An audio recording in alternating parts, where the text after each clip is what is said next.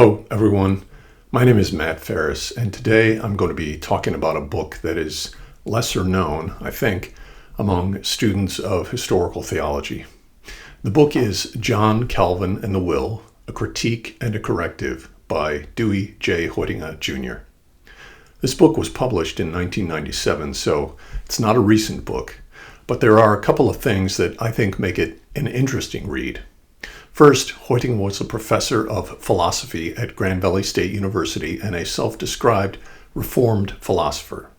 In other words, when he offers his critique and corrective of Calvin's views, he is doing so from a position of sympathy with the Reformed tradition and with Calvinism. He is not a hater. Secondly, the book comes with a foreword and warm endorsement by Richard Muller, a dean of historians of Reformed theology. Therefore, under no circumstances could one describe this book as an attack on Calvin or Reformed theology. For a relatively brief book, it comes in at 141 pages, there is a lot here, and I won't be able to comment on all of it.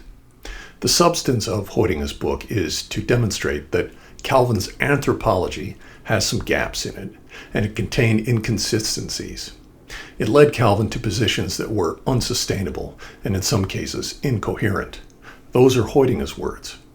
To set the stage, Hoitenga begins with a chapter asking the question, the will versus the intellect, which is primary, and saying that the inconsistency in Calvin's account of the human will as God created it is this.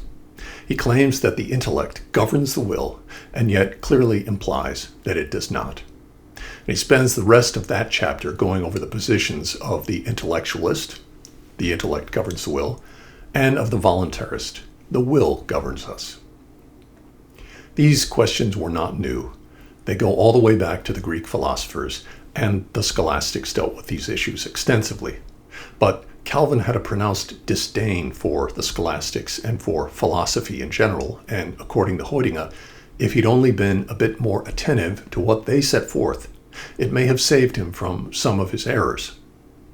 One thing Hoitenga points out early on is that the will and intellect are not like organs in the body that one can clearly identify along with their function.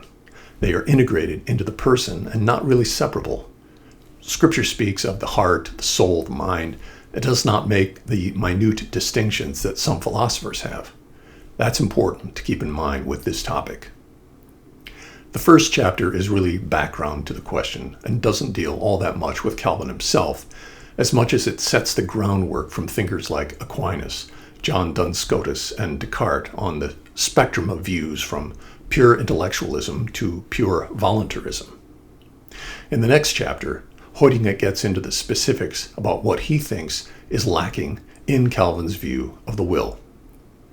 Hoitenga says, the first inconsistency in Calvin's view of the will is simply stated. He is an intellectualist on human nature as it was created, but a voluntarist on both its fallen and redeemed states. What does Hoitenga mean? Chiefly this, that Calvin says mankind was created with a mind by which to distinguish good from evil, right from wrong, and with the light of reason to guide, to distinguish what should be followed from what should be avoided. That's from the Institutes 1:15:8. And one can see here an intellectualist position. It is the mind and reason that rules. But when it comes to the fall, Calvin says, it was an act of the will, not of the intellect. Within the framework of saying the mind and reason controlled pre-fall Adam, it was instead Adam's will that was responsible for the fall. Moreover, for Calvin, the grace that Adam had available to him was, in fact, resistible, hence his fall, in a way that grace after the fall is not. This says more about Calvin's concept of grace, perhaps, than it does about his anthropology. But Hoitenga raises this point as another feature of Calvin's view on the will that the Reformer leaves somewhat unexplained. The next area Hoitenga addresses is the fallen will. What is it capable of? What are the characteristics of it? He points out that Calvin had a conviction that the created nature of the will persists in the fallen state. This conviction is one that medieval theologians shared, and indeed it goes back to Augustine, who said that natural gifts in man were corrupted by the fall and supernatural gifts were lost. But Hoitenga points out that Calvin's view of man's will in its fallen state actually denies this principle. Calvin's actual description of the fallen will, more so than of the intellect, implies not just corruption, but the complete destruction of its natural components. Here, according to Hoitenga, is another inconsistency, because Calvin does see some faculties of the intellect surviving in fallen man, but the will's created inclination for goodness has been wholly lost. Someone may answer that it's not surprising that there should be a difference between the will before the fall and after it, but here's what Hoitenga is getting at. According to Calvin, the supernatural gifts are things like faith, righteousness, love of God, charity toward neighbor, zeal for holiness. These things were lost at the fall. Natural gifts are the mind, the heart, or to put it differently, intellect and will. These were not lost, but corrupted. But the way in which Calvin regards the will is not as it's corrupted, but destroyed. In other words, he moves it into the category of those things that were lost at the fall. Says Hoitenga, on Calvin's view, the fall not only corrupts the will, but nearly destroys it. And the result? The result is that Calvin retains in the fallen state so little of the will as it was created, that he cannot adequately explain the moral character of human action in that state, when it still makes choices between good and evil. In his defense of this analysis, Hoitenga cites several passages from the Institutes that shows Calvin's exceedingly negative view of the capabilities of the will in fallen man. Most people usually think of Calvinism as focusing on the sovereignty of God, but I think Hoitenga's analysis shows another aspect. A high view of God's sovereignty is not unique to Calvinism. However, an exceedingly low view of man may be. Calvin's assessment of man's will and abilities post-fall is such that one can legitimately ask on this view, what of the image of God remains in man? Hoitenga's fourth chapter focuses on a main area where he thinks Calvin went wrong, that is, pride. Calvin had such a fear of attributing anything good to man, lest it lead to pride, that he adopted a stance of denigrating man's state as a remedy for the temptation to pride. It's not that the concern for pride should be dismissed, but, says Hoitenga, Calvin is led by this entirely laudable point to a mistaken belief about the surviving natural powers of the will in the fallen state. It prevents him from examining these powers as they actually exist, in accord with the Augustinian principle about natural gifts. Hoitenga asks if there is only the inclination to evil and nothing laudable in mankind, why would pride at all be a temptation? Any warning against self-reliance, which would engender pride, presupposes some moral ability in the fallen state on which one might be tempted to rely. In other words, if the only choice man can make is to do evil, then what would he be proud of? Where is the temptation? On the other hand, if mankind does retain some ability to choose between good and evil, and he chooses the good, that would be a basis for pride. Yet, Hoitenga says, that possibility is closed off for Calvin because of his anthropology. Fallen man can only do evil. Throughout the book, as he examines Calvin's views, Hoitenga points out what he believes Calvin should have said, how he should have corrected his thinking to be more consistent.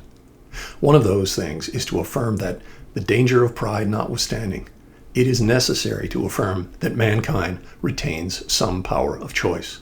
Says Hoitenga, Reformed theologians and philosophers, contrary to their mentor, should affirm the free choice of the will, since, as an essential component of human nature, as God created it, such choice could not be destroyed or lost by the fall.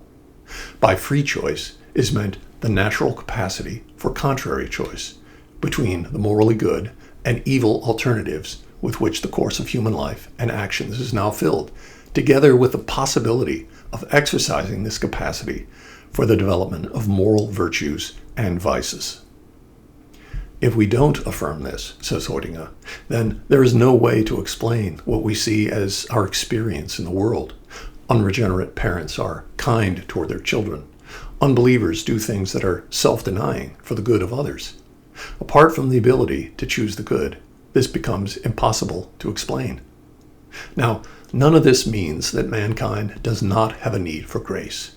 And near to the start of the book, Hoitenga notes that his main interest is in correcting Calvin's concept of the will, which can be done, he believes, without questioning or modifying Calvin's teachings about the will's dependence on divine grace. In other words, even if we say that the will has free choice, it is not, ipso facto, a denial that mankind has the need for God's grace. Hoitenga says that, in his view, the Reformed theological tradition has not discovered these inconsistencies in Calvin's thought, but if anything, has perpetuated them. He admits, however, that he is not a theologian, but a philosopher. But he is a Reformed philosopher, and thus has a desire to help those in that world get to greater precision and accuracy in how they speak about this topic. To that end, the last part of the book includes Hoitenga interacting with the thought of Alvin Plantinga, who, as another philosopher of the Reformed world, he views as an important voice. I know there are some who would doubt Plantinga's bona fides as a Reformed philosopher, but that is how Hoitenga views him. I admit that this part of the book was less interesting to me, perhaps because I haven't read enough of Plantinga's work. But overall, I want to say that this book was interesting and informative because it presented an analysis one doesn't often get from someone who is sympathetic. That is, harsh criticism of Calvin is easy to find. Nuanced, careful analysis of his views by someone part of the Reformed world, yet who is still willing to point out shortcomings, this is far less common. For that reason, I think Reformed folks in particular would benefit by considering Hoitenga's arguments. Thanks for listening, and if you have any thoughts or questions about this book, I invite you to leave them in the comments.